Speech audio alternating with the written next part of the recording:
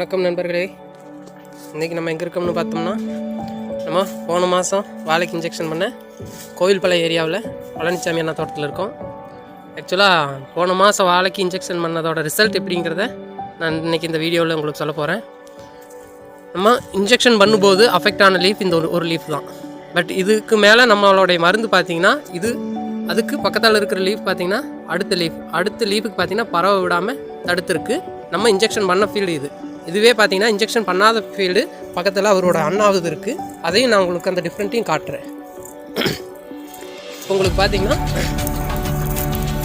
அவங்க அண்ணா ஃபீல்டு தான் இது. இப்போ நம்ம பார்க்குறது இது எல்லாமே பாருங்கள்.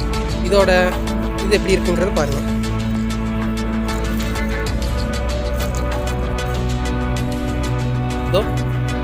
இதுதான் பாருங்கள், லீஃப் அஃபெக்ட் ஆனது, அதுக்கப்புறம் ஸ்ப்ரெட் ஆகிருக்குது, இனி அடுத்தது ஸ்ப்ரெட் ஆகிட்டு இருக்கிறது.